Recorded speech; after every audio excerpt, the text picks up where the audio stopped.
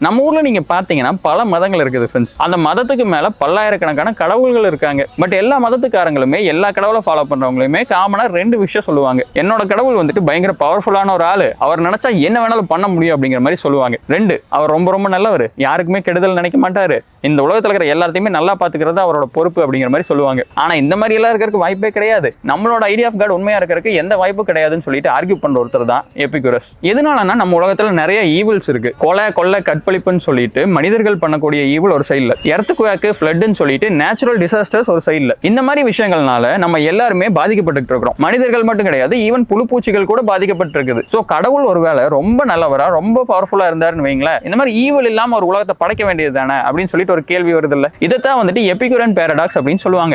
இதுல அவர் ஒரு 4 டைலமா எடுத்து முன்னாடி வைக்கிறாரு. ஒருவேளை கடவுள் நல்லவரா இருந்து அவர்கிட்ட இந்த மாதிரி ஈவில் இல்லாத உலகத்தை படைக்கிறதுக்கான சக்தி இல்லை அப்படின்னா அவரு அவ்வளவு பவர்ஃபுல் கிடையாது. அதே நேரத்தில் அவர்கிட்ட பவர் இருந்து இதை படைக்கிறதுக்கான மனசு இல்லை அப்படின்னா அவரு அவ்வளவு நல்லவர் கிடையாது. இல்லப்பா அப்படியெல்லாம் இல்லை, என் கடவுள் ரொம்ப பவர்ஃபுல், அவருக்கு நல்ல மனசு இருக்குது அப்படின்னு சொன்னா இந்த உலகத்துல எதனால கெட்டது இருக்க போகுது? இந்த மாதிரி ஈவில்ஸே இல்லாத ஒரு உலகத்தை அவர் படைச்சிருக்கலாம் இல்ல. எங்கள் வீட்டில் எல்லா நாளும் கார்த்திகைன்னு சொல்லிட்டு நம்ம வாழ்க்கையை மாத்தி இருக்கலாம் இல்ல. ஆனா அப்படி பண்ணாரா? இல்ல.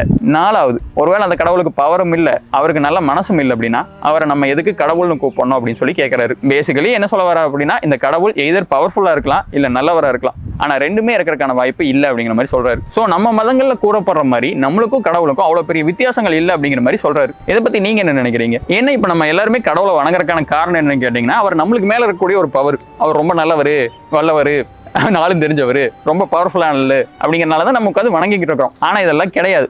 அவர் அவ்வளவு பவர்ஃபுல்லும் கிடையாது, அவ்வளவு நல்லவரும் கிடையாது. நம்மள மாதிரியே ஒரு நார்மலான ஆள் தான் அப்படின்னு தெரிஞ்சா நம்ம அவர் உட்காந்து வணங்கிட்டு இருப்போம்னு நினைக்கிறீங்களா இல்ல வணங்க மாட்டோம்னு நினைக்கிறீங்களா? நம்ம எல்லாருமே கடவுளை வணங்குறோமா இல்ல அவர்கிட்ட இருக்கக்கூடிய இந்த பவரை வணங்குறோமா?